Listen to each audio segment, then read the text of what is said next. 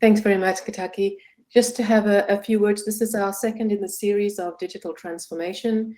And for those of us who've been involved in digital transformation, whereas most of the emphasis is often on the technology and the changes that come into an organization, I think we can appreciate that the success or non-success of such an initiative often falls very much as part of the human experience.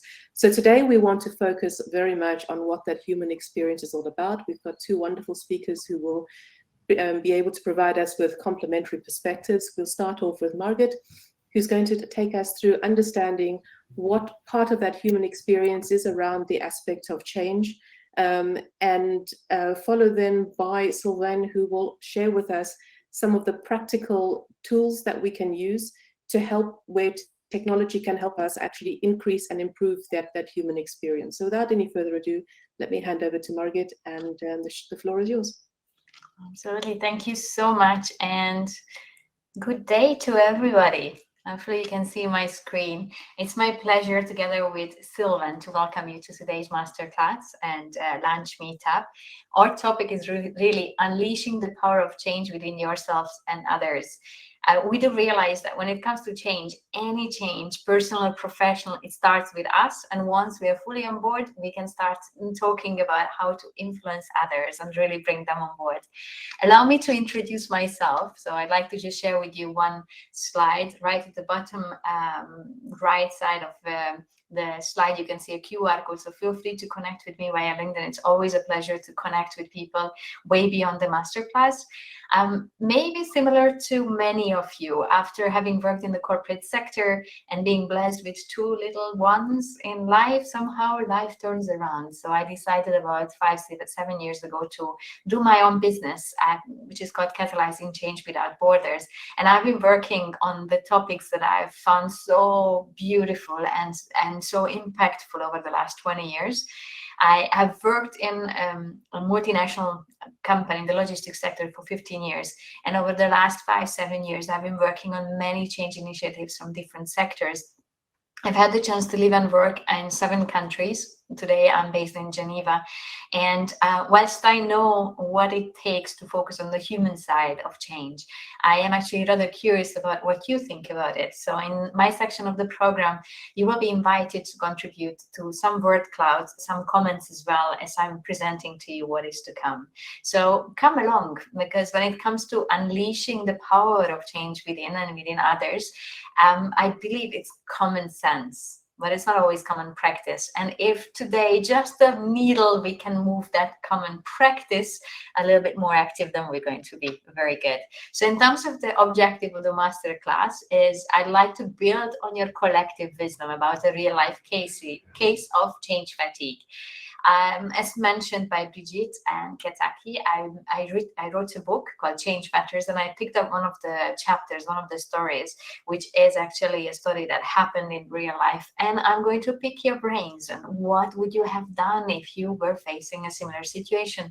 Because maybe it happened in the past, but very likely with digital work that many of us are involved in, you are facing as well. I would like to discover different change approaches. We'll see what is out there.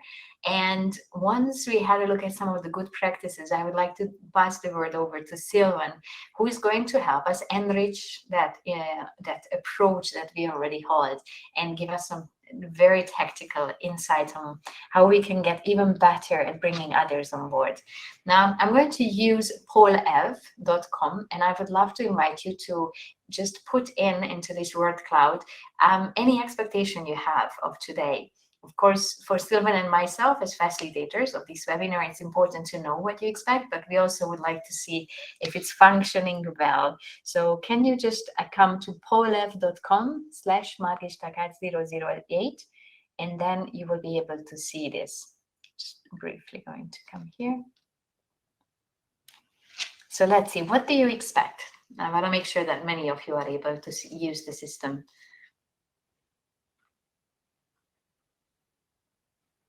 Good news, you only have to put in these long URL ones. Sorry, Margit, would you mind being able to share the link to the chat? Let me see. I was trying to copy it down, but I didn't quite get there. Okay, I'm gonna go.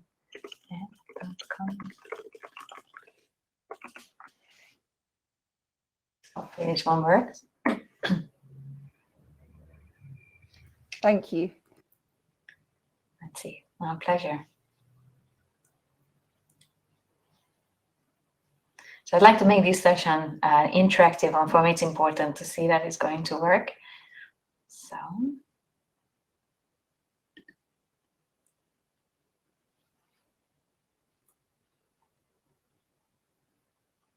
there will be a couple of interactions coming. So let's see, it still says no responses received.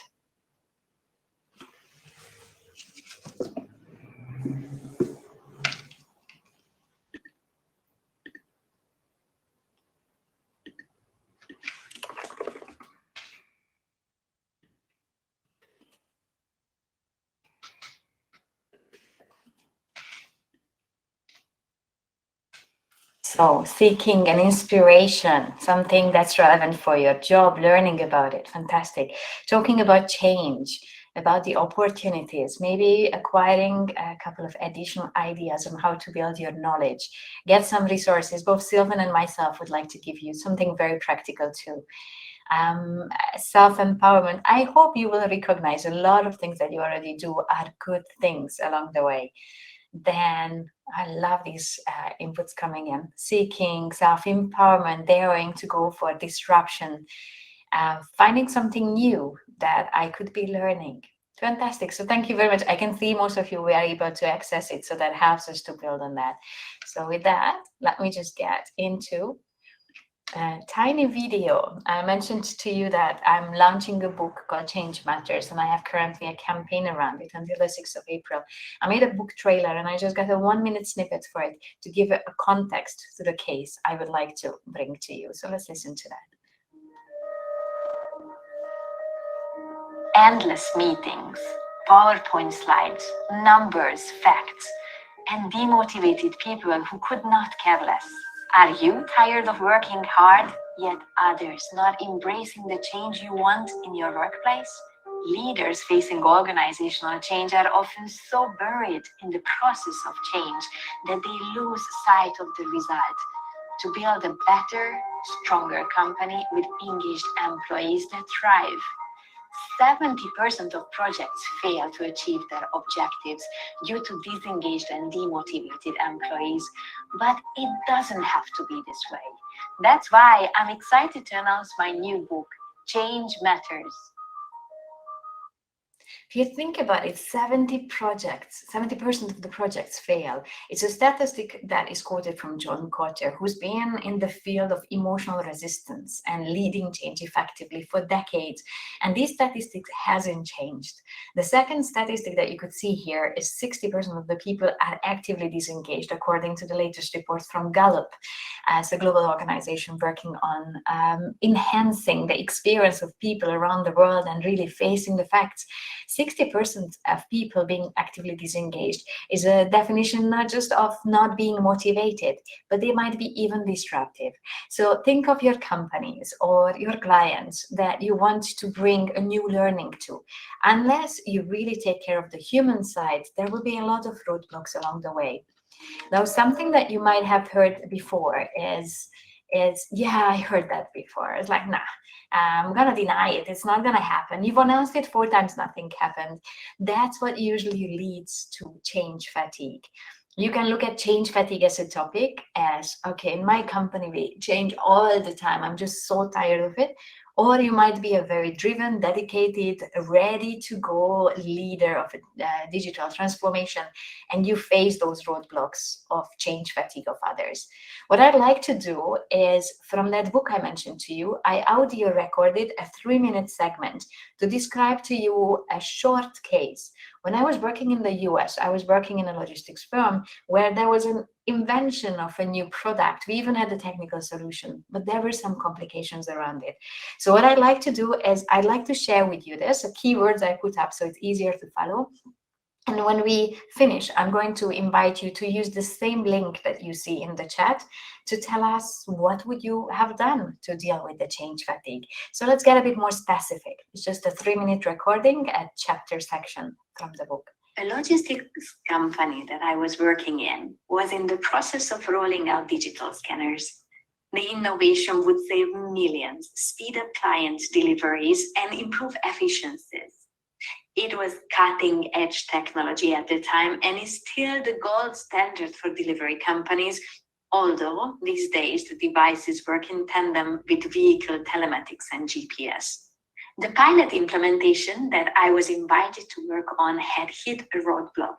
Despite months of training and seemingly enthusiastic support from the delivery team, we just couldn't get our drivers to give up the handwritten waybills and delivery notes that they were used to.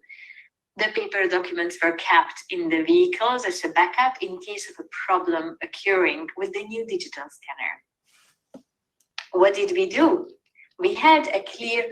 I apologize, there is a tiny error with the audio because I put up a different one. Please listen to this one. 2010 for USA office. We have been trying for some time to introduce a revolutionary product in our portfolio. We are to use our immense supply chain expertise to deliver any parcel or document to any destination in the world faster than anyone else. We will have to go to great lengths to achieve this, even if it means using the services of independent brokers, contractors, and competitors. A systems overhaul is just one part of the problem, while the other part is to nudge staff who have become entrenched in 20 years worth of, but this is the way we do it here, into a new way of working. Our ambitious goal is to guarantee at least next day delivery wherever in the world our client might be, or even the same day if our client is located in the continental USA. At times, our dedicated employees are the ones to hand deliver the parcels. Keeping a tight hold of all the loose strings when an urgent shipment would already be heading for an overseas hub even before its next connection was booked is madness. Agents would have to action instructions while they were still hustling to complete information, often through several disconnected systems. The potential for human error is enormous. That's why we need a machine, an IT system so advanced that it completely revolutionizes the way we work. It is called IRIS, Integrated Routing Information System. It is a software system used for flight planning and management in the aviation industry. It integrates various sources of information, such as weather data, flight schedules, and airspace restrictions to provide airlines and logistics firms, amongst others, with the most efficient and safe flight route options. It is key for us to deliver this precious service offering. There is no one who understands the human side of change better than our sponsor, and he wants to get this right. Humans resisting change is just one of his challenges. He has to focus on the technical implementation of this project too. We are lucky because we have a strong, active, and visible sponsor in place who is willing to make the time and provide the resources to help us cope with the change fatigue of these people. Altogether, around 109 frontline staff and 40 managers and supervisors. That IRIS project has already been announced to kick off 4 times over the last 3 years.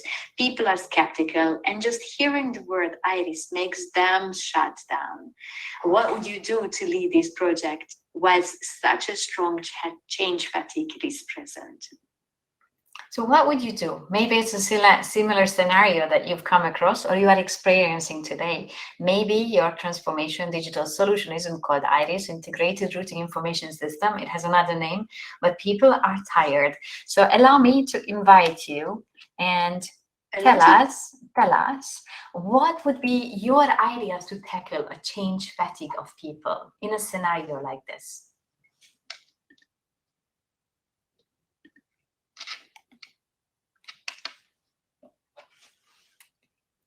So please write in the same Polev.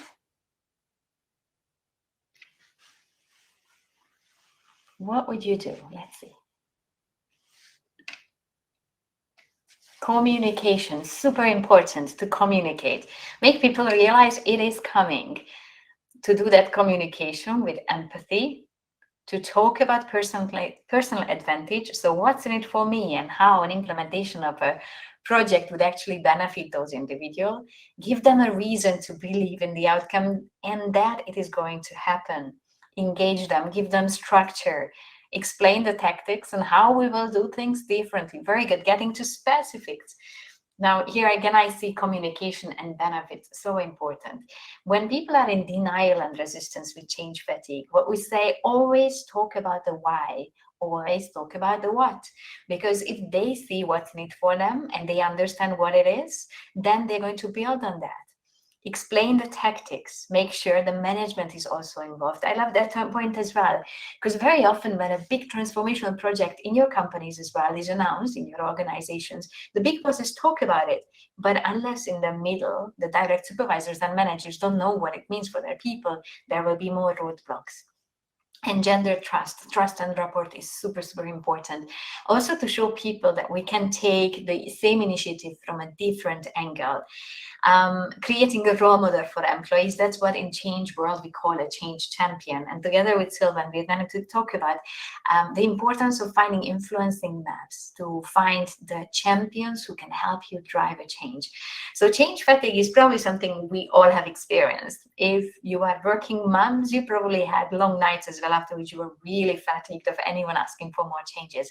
But in the professional context as well, it's something that we keep experiencing. Thank you so much for all your inputs that I could build on. Now, possible signs of change fatigue in the real life work. It's greater incidence of sick leave, more people reporting to be sick, but also you can see nonverbal expressions and also actions. For example, people don't show up to meetings, informational, informal meetings, or they just have the water cooler talks, the rumor mill, and definitely there will be less productivity present. How we really put a little pulse to change fatigue is through feedback or survey, through observing and relying on our intuition. So even though I'm a professional, I'm a consultant in the change management, I'm not saying to you that there is a diagnostic and you will immediately see the level of change fatigue on a scale of 1 to 100. No, let's keep it simple. All these signs can tell us that people are experiencing fatigue, like in the US with the Integrated Routing Information System initiative. When it comes to managing the human side of change, there are lots of models out there, and some of them you might be already familiar with. In the bottom left, you can see John Kotter's model. He is the guru, the godfather of change management, a Harvard Business School professor who's written several books and whose model till today is holding one of the most relevant ones. Some companies, some leaders like talking McKinsey language. That's another change management model. Some companies like General Electric, Philip Morris International, the EHL, amongst others, build their own methodology. This one is from General Electric. And then there is CrossEye and CrossEye's ADKAR model, which is focusing on assessing how aware people are for the need for change, whether they want to be part of it, whether they know what is required, whether they are able to do what's required, and whether we reinforce, we sustain the momentum. A beautiful model that I would highly recommend if you're new to the field of managing the emotional side of change. There are lots of things to do, and I'm not really saying that I know all the solutions, but I like to share with you just 4 steps that I took in order to deal with this very strong change fatigue in the US for this digital project, where people were just tired of hearing of the same project and not seeing anything else. I mentioned in that chapter that we were lucky because we had a strong sponsor, and he was willing to give us immediate attention to be active and visible. What do I mean by active and visible? Is to ask him, talk about it in the town hall, talk about it in your newsletters, talk about it in business review meetings, ask for updates, give us some time, give us the people who can help us drive it, and of course money if it's needed. So that's super important, because without active and visible sponsorship, no change fatigue can be tackled. The second one was strengthening the technical project plan. Now here I try to draw one. When it comes to project plan, we want to go from point A to point B, where we would be more productive usually. And there is different project management methodology around it, but people don't follow a linear line. They are like this, an emotional curve. They get into a denial. No, it cannot be happening. I heard that before. Or they get into resistance, phase 2, where they give you all the reasons why they should not be bothering to switch to a new system. They get into a danger zone, which is a very shaky field. Emotionally, they don't know whether to go with you or not. Then they start exploring it, usually through sandbox and pilots, what could be the future, and eventually it's the way we work. That's the phase 4. But you cannot work on people's emotions unless there is a very good technical solution, a technical project plan. Some of you are working in the digital field here in Switzerland, and one of your roles is actually to really plan out the roadmap to bring about a digital transformation, which is really good.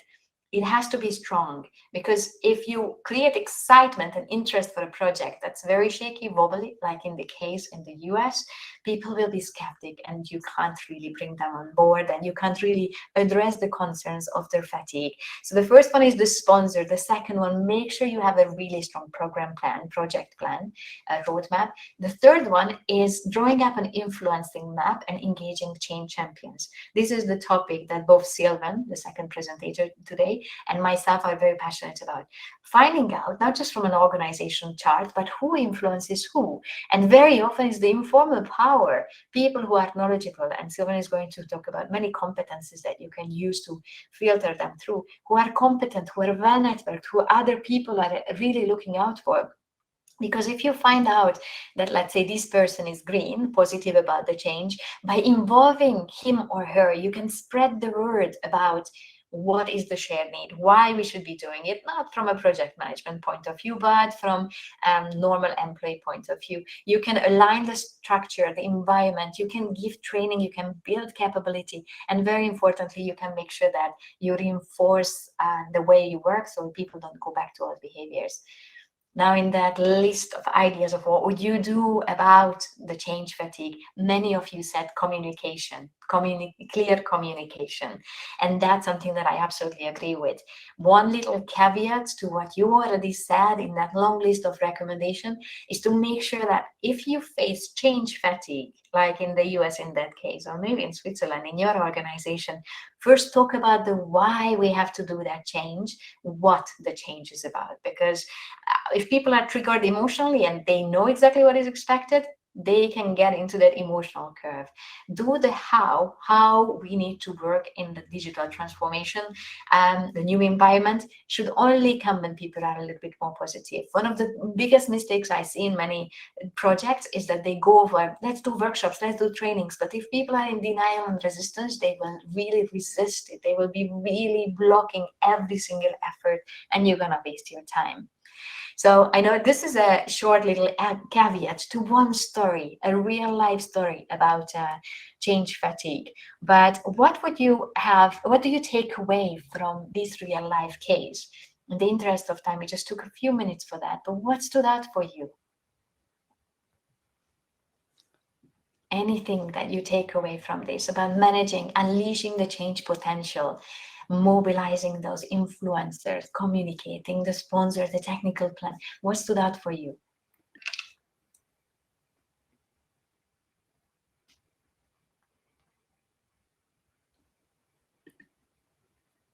Just waiting for a few responses to come in.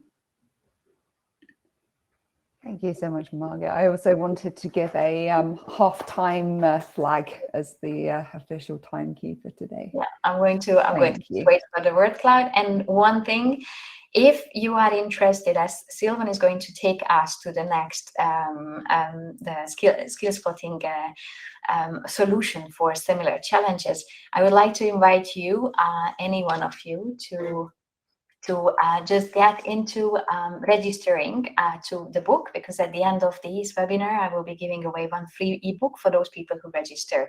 So you just have to get on the link, either with the QR code or through the link I'm going to put into the chat. And before we finish the call, we'll do a lucky draw, and we can see who can walk away with a book copy. So thank you very much. I pass the word over to Sylvain.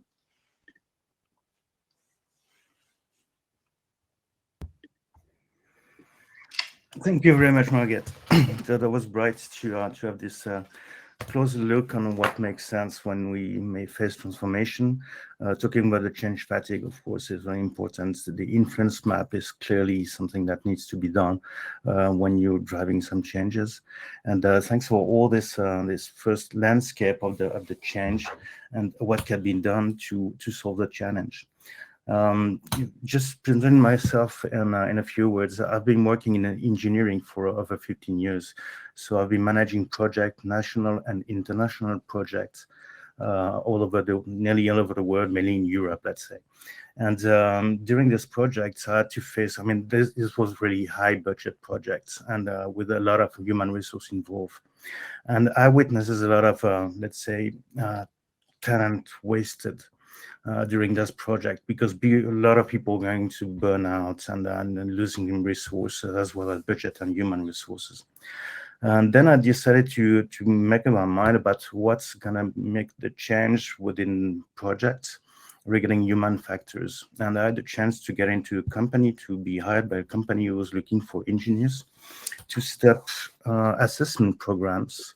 And I did, this is my second part of my life, where I did for nearly 15 years assessments, skills assessment, to figure out what could be the next phase, let's say, work occupation for people who had to change job. And this are transformation program that I run with these people, over 500 people who were running transformation program for themselves. So I've been facing transformation in the corporate environments, and with person that had to face the changes in their professional life. So just back to the subject. What I will share now with you is something that will reinforce the figures that Margit already shared. Okay, this is what's the figure that hurts. I think you can see that. Even if we know that 70% of projects fail, as Margit said, it's even much more when we're looking at a digital transformation project. So this is based on a Microsoft study in 2018 that said that over 95% of the digitalization projects fail. And that's really incredible figures. I don't know which one scares me the most. Like the second one is that 55% of the skills that held by the company are unknown. So it means that company only use 45% of the skill they have. Of course, because the skills they know they have are the skills that the people just put on their CV or on their profile when they are in a position. So they only know, I mean, company mainly know the skill that people use in their current position. And the third one is that 85% of the organization are not clearly able to translate their needs in terms of skills. So even if they have a strategy, then they are not able to turn the strategy into skills, critical skills needs. Because there's lack of methodology and tools also to do that. So that's something that really hurts, and I'll let you pick your choice, which one hurts you the most. Definitely to me is the 95%. Then a few things about Skill Spotting, which is a company I co-founded in 2014. We are a Swiss-based company, but we work worldwide. We have a large network of partners and consultants. We are specialized in assessing, developing, and transforming the human capital of any organization. So we help people and organizations to develop through skills development, skills enhancements. So we have an international network, and what we believe that I'm a geek by myself, but I actually believe that intelligence has to stay human. So we believe in human intelligence, but it has to be powered by fact. It has to be powered by structure and accurate data. So this is why we developed with Skill Spotting a technology named SkillSpot to make the invisible visible. So what's going to be the outcome of this, the time we spend together? First, what we're going to do today is to discover another approach to transformation, and then to model a generic case. We will then analyze the results. But the thing that you could do later on is to transpose this case in a test perimeter at your premise with your organization, and then analyze the results to be able to face the transformation in another way. So managing change based on strategic indicators that we call KCI, key competency indicators. So before that, one thing that needs to be well understood by all of us is that change management is everyone's business. It's not only the role of the change manager. Change is everywhere. I mean, we are all facing change every day, and it's going to be worse or better, depends how you see the things. But it's sure that change relies on everybody in a company, in a team. So how to prepare and accompany the change? Who can we rely on, as Margit say? She said we need to be clear about who influences who are the people that can be the champions, the change champions, because we have to rely on these people. Otherwise, we're all going to face change fatigue. How to give meaning? Once again, you get back with, communication gives sense, impact, and so on. So how to give meaning to these changes? So what do you think are the keys to success? So there are a few models that Margit already shared with you. Regarding this model, we have, let's say, extract a model that we find quite simple. That's the road to success with the key steps. With, of course, engage, build, define, scope, share a vision, empower people, boost resilience, monitor and adjust, and then encore the changes. Then for each phase of this journey is each step. There are a few skills that are, let's say, needed or even mandatory for each step. Like engaging in transformation means that you need people to be able to influence, to inspire, to engage, and again, communicate explicitly. So this is what is needed in terms of skills when you need to engage in transformation. Of course, there are more than that, but we're focusing on, let's say, what we call the key skills. Key skills which are linked to the key role that will be the change actor, change champion, or change agent. Then second step is to build a steering team with the ability to set priorities, engage a team, include people, diverse people, creating a team that drives the changes, identify and use the resources, define the scope and the vision with the systemic analysis, risk and opportunity assessment. Of course, there is a strong need for governance and negotiation. Share a vision, it means that you need to also have the big picture and be able to drive curiosity and open-mindedness.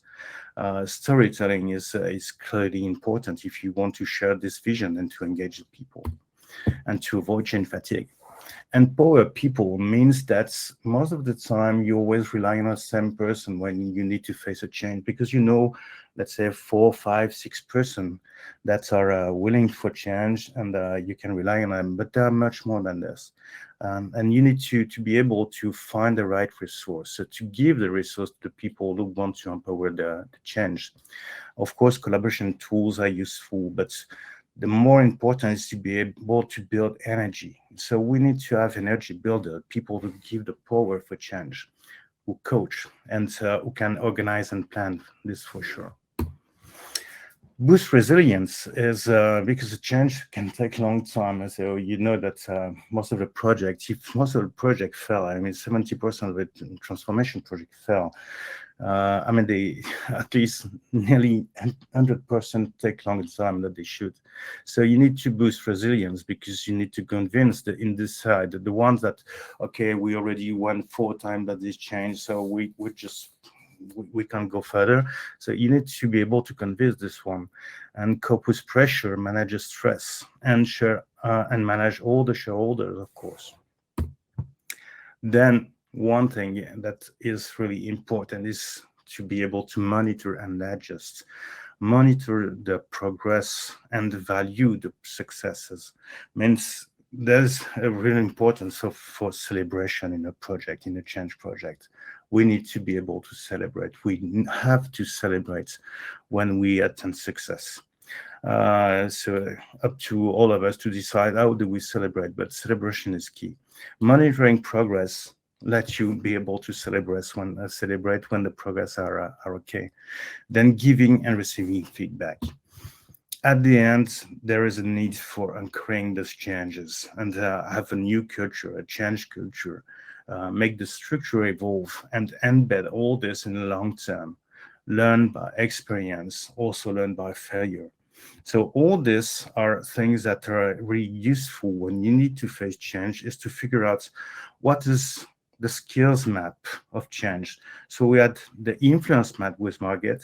Now we're going to go through the skills map. So there's a change agent in all of us, in all of your team. Where are the change agent skills in your organization? So we had a view of all these skills. So now we're going to figure out where are these skills. So we have to have a look at who detained what skills, how are they distributed in our company. So this is why I suggest that we go through a small case, which we call the Westward case. So this is let's say, an ideal company. The Westward was created in the 90s. Now it used to be a company that used to sell in shops. And as it happens quite often, this company has to go from an in-store experience to an e-commerce experience. Of course, this will represent a very big change in the business model and require the redefinition of the organization, the skills, the roles, and so on. So your mission is, but don't be scared. I'm going to help you in that mission, because we won't have the time to do it if we all put the hands on, but I will share with you how we do that. Your mission is, as the project leader for that mission, then you need to be able to assemble the ideal team to drive these changes. Select a change agent for each of the main countries. How are we going to do that? So this is where I suggest that we have a look at the skill spot system that helps you to define what we call the snapshots. And I've created already the change agent snapshot. So let's have a look at it. What you would do as a project manager, you will define a snapshot, a survey that will let you figure out where are the skills related to change. So we will only have a look at relationship skills for that time. We forget about task skills and languages, or even like preferences. We just focus on relationship skills. We will invite a bunch of people which are in the Westward company, and then we will set up the skill that we are looking for. So we've been, like when you change on the pool system with Margit, there were a lot of keywords that went on the screen. And one of these keywords, I mean, the first, let's say that the most important one is communicate. Communicate with impact. This is why I set up a level 3 for that skill, saying we are looking for people who are even able to develop that skill at others. When I put a level 2 is we're looking for these skills to be autonomous, like develop a vision or think strategically. Then empower others. This has to be really present in the change agent. So keep in mind that we're defining case of a role, ideal role of change agents. So we will just figure out who in the company has the skills we're looking for. Plan strategically and then manage resources. Then monitor progress because we need to celebrate, so then we need to monitor.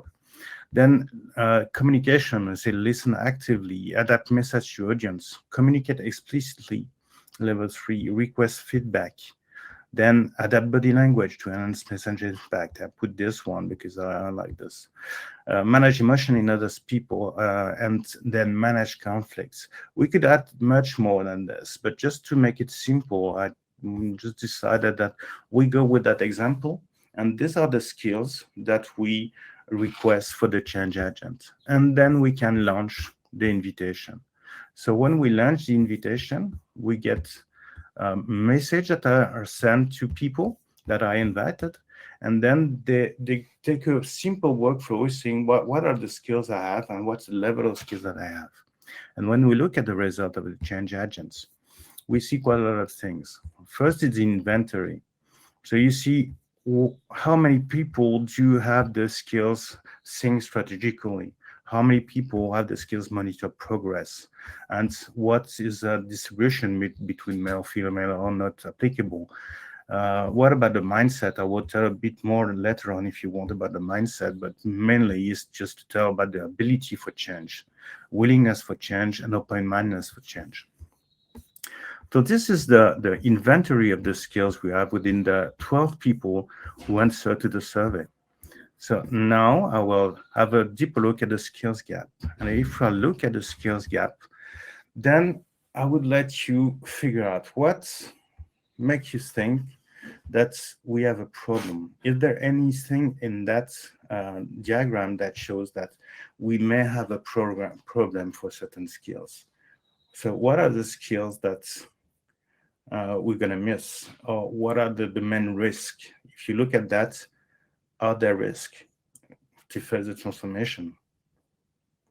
So you can write in the chat box if you want. But the idea behind that is really to be able to figure out where are the main gaps. So if we look at the main gaps, there are two main gaps.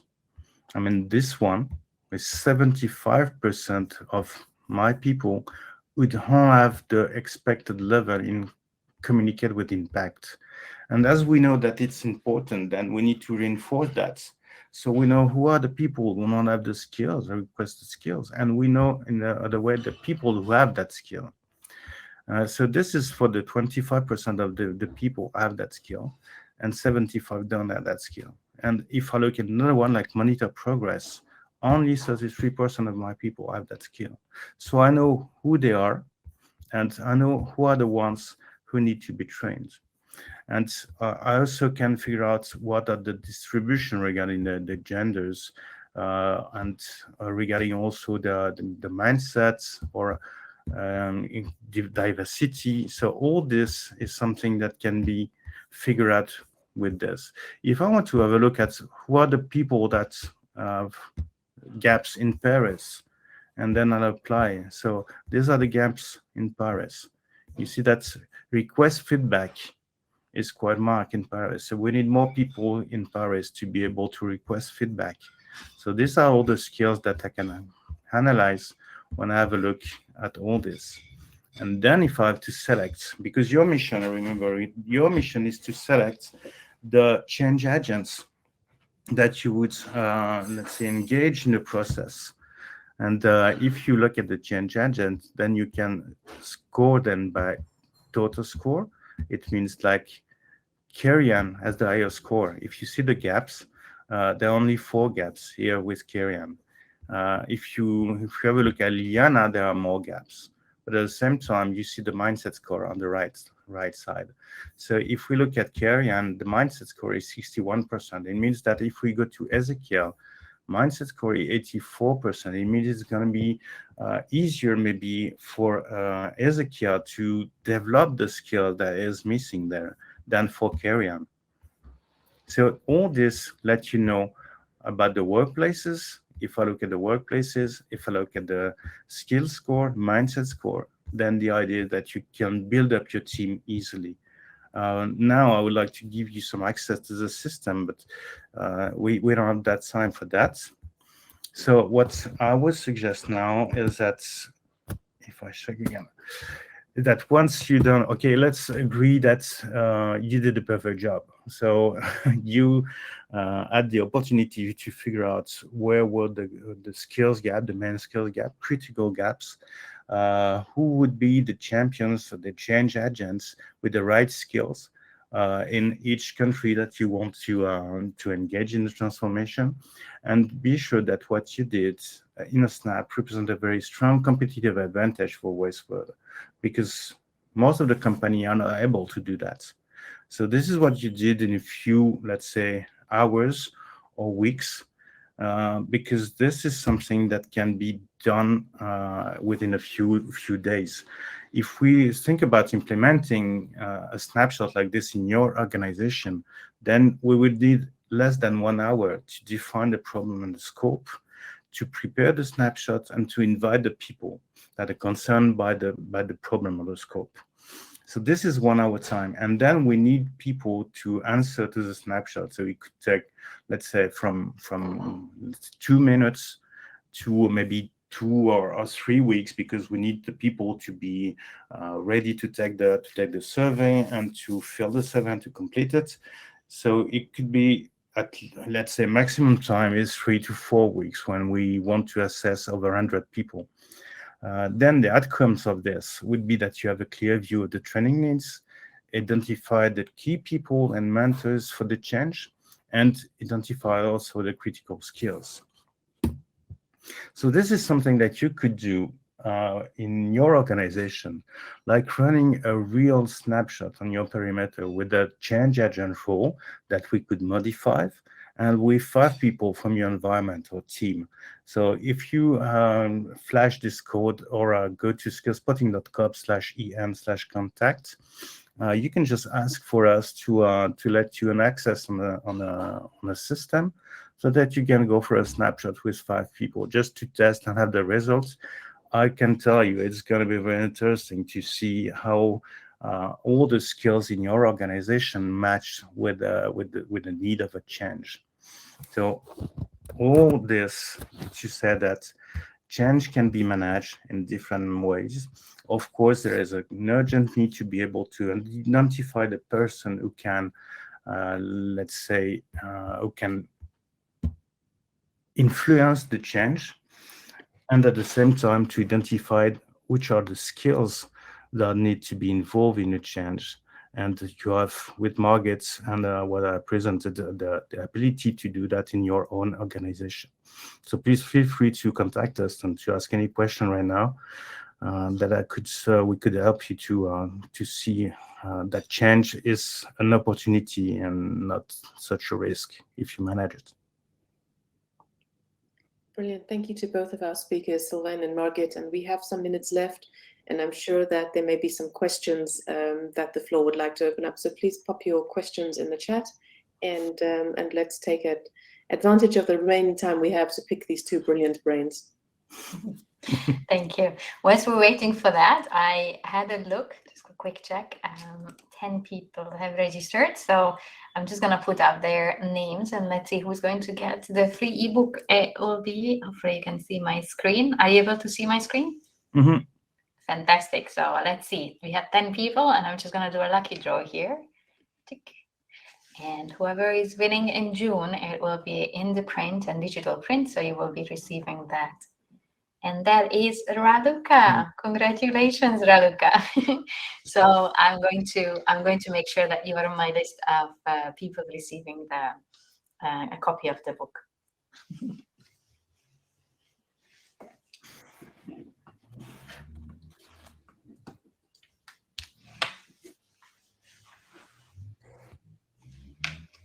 Sylvain, I just have a question. Perhaps in your last part, you mentioned that people could scan the QR code and be able to do this exercise on their own. Is it something that, like, for example, I could run by myself, or would I need to have some assistance in being able to do it? Like, how easy is it as a person who's not trained on your software or anything to be able to do this exercise? Oh, it's going to be really easy. I mean, at least you can use the change agent that I use for the demo, but you can also define what are the skills that you want to assess. If you want to assess like sales skills or accounting and finance skills, you can define what are the level of skills that you want, and then you invite the people. So it's really simple to set up a snapshot like this. And what we do is that we say we can help you to set it up. But we can do it by video conferencing now, and we don't need to take too much time for that. And then a week later, we can help you to analyze the results. And this is it's really simple to do, and then it's even much simpler when we help you to understand about the results, because there are a lot of indicators that we can take in account. I just shown basics of the indicators, but there are a lot of the others like preference, emotional coping, and all the other information that we can use. Okay, thank you. There's a question from Natalia here. Yeah. How do we create the skills for the employee? I mean, skills are related to people. I mean, we all have different portfolios of skills. So we use a library which is over 5,000 skills. I mean, it goes from relational skills to task skills to very sector specific skills. So you can do whatever you want with that skills and say, I'm going to assess skills related to a specific role or to a mission or to a position or to whatever you want to assess. So you set up the skills that you want to assess, and then you let the people just register their skills related to the main skills category that you activated in your survey. So people build their own portfolio by putting 1, 2, 3 in front of each skill that they have, and not only the skill that they use in their job, but the skill that they have all along their life. Like if they know how to fly drone, that's fine. I mean, they don't fly drone in their job, but they know how to fly drones. So you can just let people build their own skills portfolio in a simple way.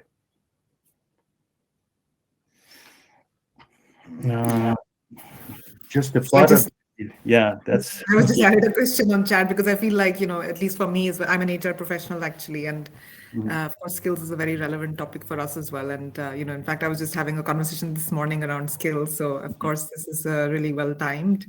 But I did want to understand from, do you also kind of share skills libraries, which can be, either function-based or but just generic ones, like you said, and or what are the possibilities to be able to integrate it with Workday? Yeah, okay. So the skills library that we provide is, let's say, is 8 years of work is understanding what makes a success of a skills library. So we evaluated a lot of skills library, and what came out of our study regarding over 100 of clients and the professional, that skills need to be in the language of your company. So it has to speak your language. So of course we have a lot of skills that are inspired for Lominger and so on. I mean, all these main categories of skills, but the idea of the system is that you can use it to build up your own skills library. And you can rephrase skills, you can add, you can reorder skills, you can do whatever you want with the skills library. It is yours, but it is linked to a master skills library that provide the link with other systems. So it's really important that you do your own skills library inspired by what you use in your company, but it has to be yours, and it has to be used by all the people in the company, because if it's not, then it fails. So skills-based management is everyone's concerns to like change.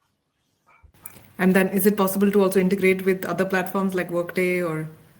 Yeah, sure. I would say it depends on Workday. I mean, it's of course it's possible to use the system as the skills engine, and then to feed Workday on the other HRIS system with the skills engine. So this is the best thing that to do, because all other systems don't deal directly with skills. They added modules linked to skills, but they don't put skills at the center of the process. So with the skillspot engine, we put the skills at the center, and then you can link this with other systems. Thank you. Welcome.